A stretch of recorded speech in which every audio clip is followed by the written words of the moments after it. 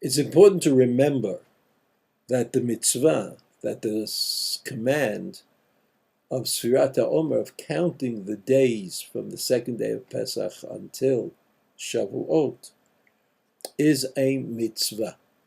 It's a commandment.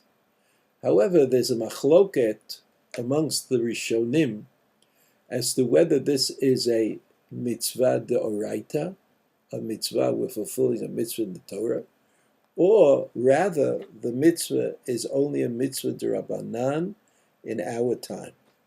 The Rambam is the one who says that the mitzvah is a mitzvah min haTorah, in the Torah.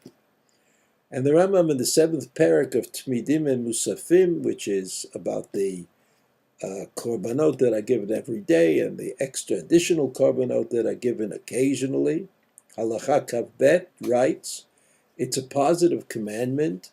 It's a positive commandment to count 7 weeks entirely from the day that the Omer sacrifice is given.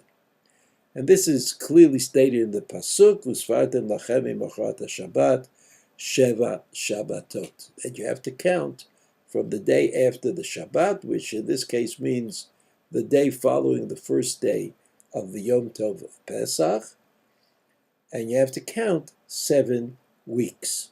In Halacha Kavdalet 24, he continues the idea and he says, this mitzvah, which is a mitzvah in the Torah, which is represented or directed by this pasuk, says mitzvah zo al kol ish Yisrael v'kol makom uv'chol zman. Every person has to fulfill this mitzvah wherever he is, wherever he finds himself, and in any time of history. And he repeated this in the Sefer HaMitzvot, in the book of Mitzvot that the Rambam wrote in the Positive Commandments, number 161. However, most of the Rishonim disagree, and they feel that Sfirat HaOmer in our time is only midrabanan and is a kind of way of memorializing the Beit HaMikdash. This is clearly stated by the Tosfot in Menachot 66a, who said the following. And this is an important point, lima'aseh. Near the Tosfot says that if you're not certain as to whether night has fallen, after all, you have to make the bracha. We make the bracha at the beginning of the next day. The next day begins when the next day starts, right? When night falls. He says, but what if you're not clear to you whether night is fallen? If the day is very overcast and it's dark, but we're not sure about the time. He says, you can make a bracha, Tosfot said. And you don't have to wait until night actually falls,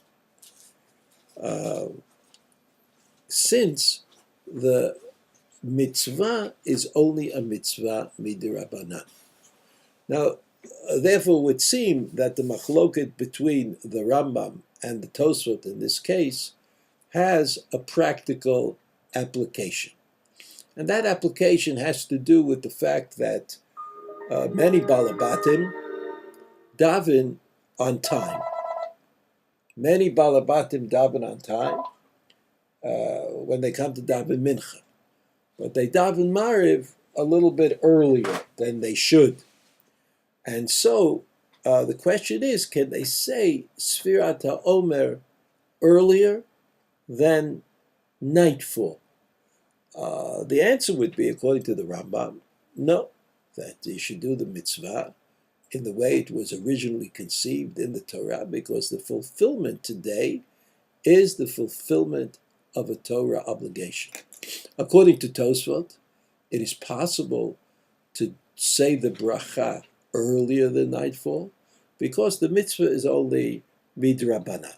Naturally, in such a case, the way we should deport ourselves is that we should make every effort to say the mitzvah say the bracha when night falls, since, as you know, the Rambam says the mitzvah is a mitzvah d'oraisa, so we should not compromise on any of its details.